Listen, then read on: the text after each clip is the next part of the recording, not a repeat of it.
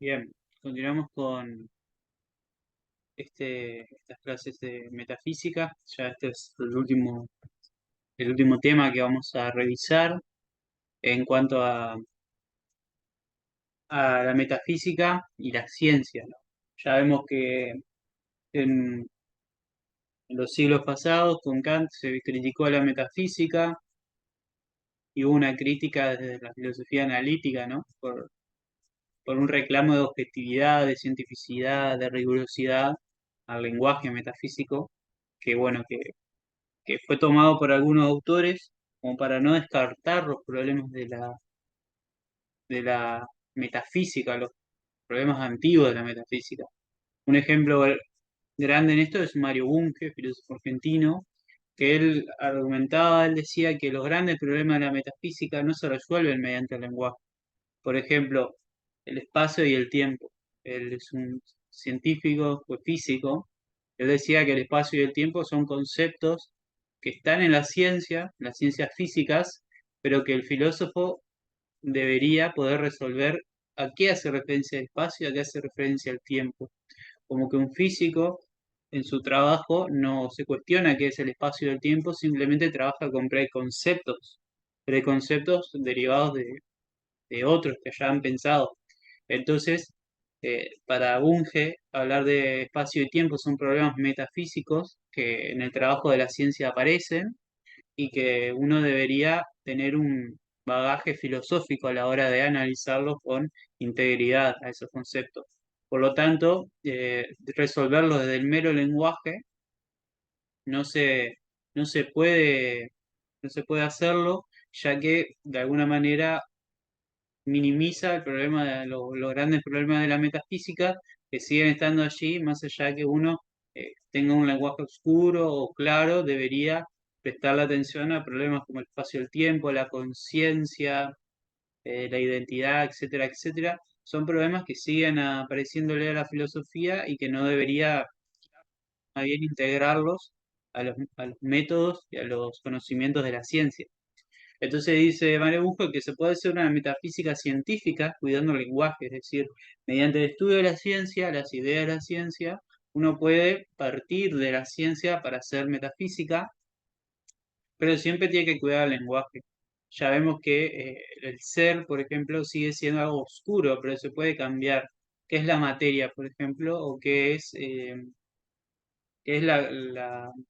movimiento? Son cuestiones que van van apareciendo en la ciencia y que tienen alguna respuesta científica, pero la filosofía puede aclarar los conceptos, puede ayudar a clarificar el lenguaje mediante un análisis más integral, más de segundo grado, como se dice en filosofía, quiere decir que primero se toman los datos de la ciencia y luego se los analiza de una perspectiva filosófica para lograr así una cosmovisión.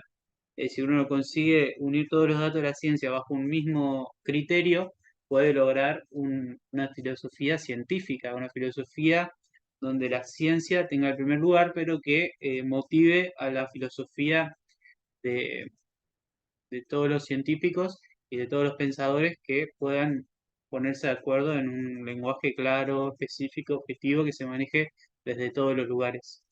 La ciencia primaria, la filosofía trabaja en su concepto, ejemplo, espacio y tiempo, esto que veníamos hablando, ¿no? Primero, el filósofo tiene que estar informado de la ciencia, tiene que estar bien informado de la ciencia para luego poder hacer un análisis filosófico de la realidad.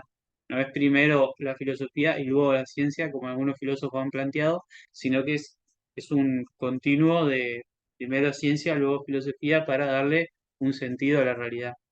El estudio de la realidad se da por niveles que la metafísica une conceptualmente ante los datos de la ciencia. Y ahí dice emergentismo sistemista. Este es el planteamiento de Mario Bunge, ¿no? Que emergentismo significa de algo que emerge en la realidad. Por ejemplo, él va a hablar de que en la realidad más primitiva, por así decirlo, la más pequeña de todas las realidades, es la realidad cuántica, que van surgiendo ahí los cuantos, los demás partículas, que van formando así, se van formando en un sistema, por eso es sistemista, que forman los átomos, las moléculas, etcétera, y eso va formando el tejido biológico, el tejido biológico va formando el tejido social y así se va formando la realidad a partir de cosas que van emergiendo de otras y se va formando un sistema, digamos. El sistema más grande de todos es el universo que contiene a los demás sistemas.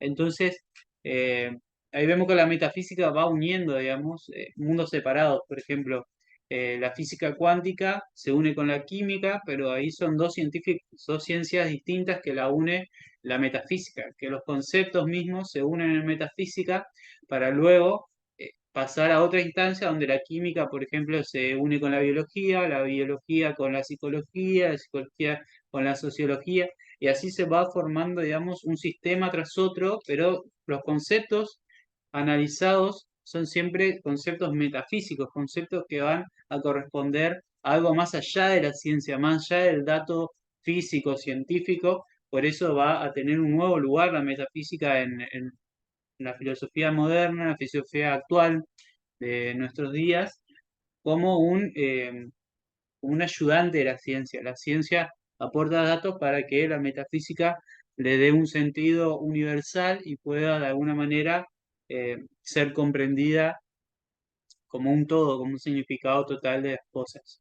Entonces, con Mario Bunge, filósofo argentino recientemente fallecido hace un par de años, eh, se, se le da una nueva cabida a la metafísica en el mundo de la filosofía y de la ciencia, y muchos han seguido este camino, muchos han quedado con el nombre ontología, no metafísica.